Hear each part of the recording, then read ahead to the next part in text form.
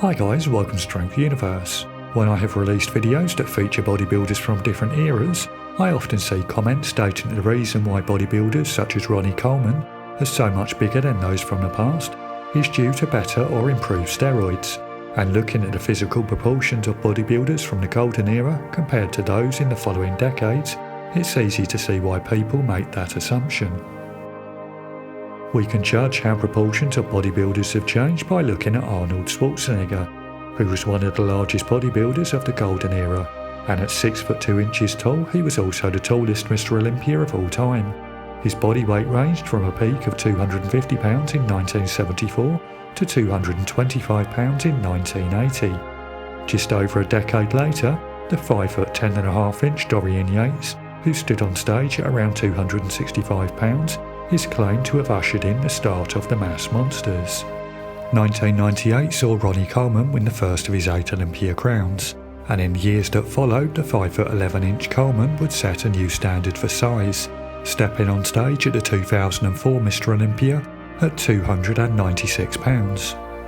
Of course, a few comments doesn't mean that the majority believed that the reason for the difference in size was due to the improvement in steroids, so I ran the following poll, in which 83% of respondents thought that better steroids were responsible for the increase in muscle mass that we now see on stage.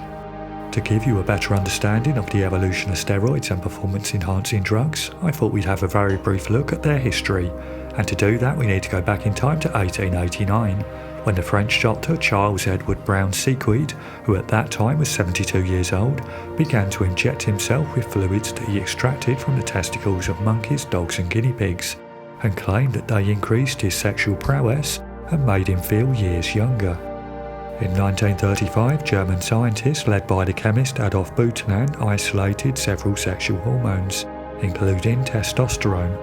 They used the discoveries to synthesize several androgenic and anabolic steroids that they used to treat depression, for which Buchanan was awarded a Nobel Prize, but this prize was surrounded in controversy due to the speculation that he was involved in running experiments on German soldiers to increase their aggressiveness, and even rumours that he injected Hitler with steroids.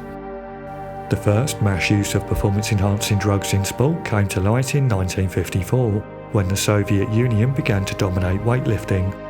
While enjoying a few drinks in a bar, a Soviet team doctor allegedly revealed his team's use of testosterone injections to the US weightlifting doctor John Ziegler. Ziegler begins to work on creating a refined synthesis technique that would produce a compound with the muscle-building benefits of testosterone, but without the androgenic side effects.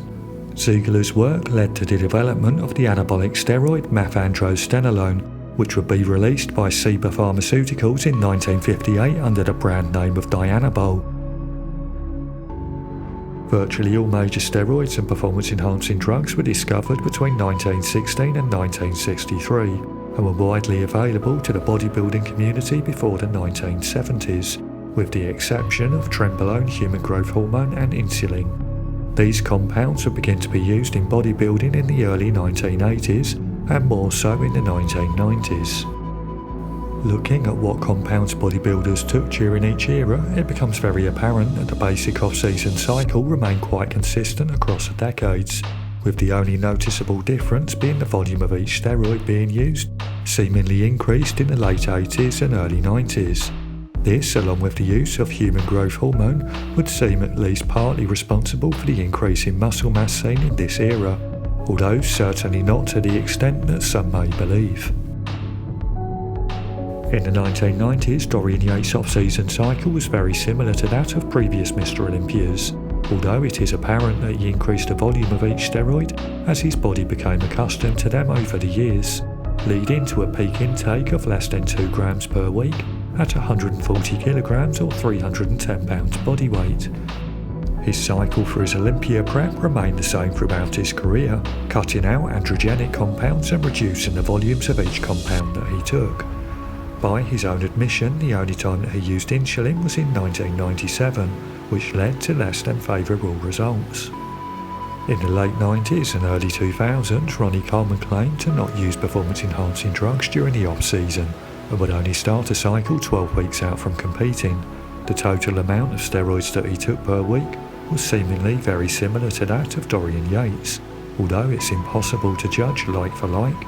The one thing that Ronnie Coleman categorically states is that he did not use insulin to gain muscle, but only to carb up in the final 2 weeks of his prep prior to the Mr. Olympia.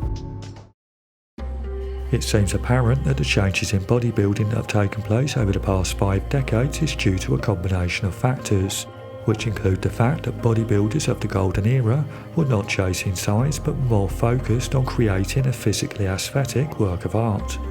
From the mid-1980s onwards, it could be said that human growth hormone helped, but it also needs to be considered that bodybuilding saw an increase in popularity, which has brought a wider pool of genetically gifted athletes to the sport. This, combined along with an increased knowledge of training, recovery, nutrition, steroid cycles, and more importantly the athlete's desire to get as big as humanly possible in order to compete with other mass monsters, has led to bodybuilders seemingly placing size above aesthetics.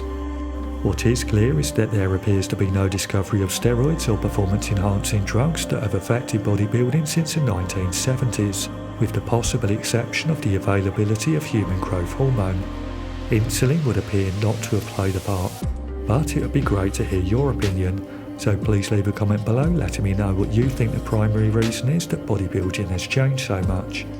I've left credits and social media links in the description below, so please check those out and give them a follow. And finally, if you enjoyed the video, please help to support my channel by hitting like, sharing the video, and if you haven't done so already, subscribing.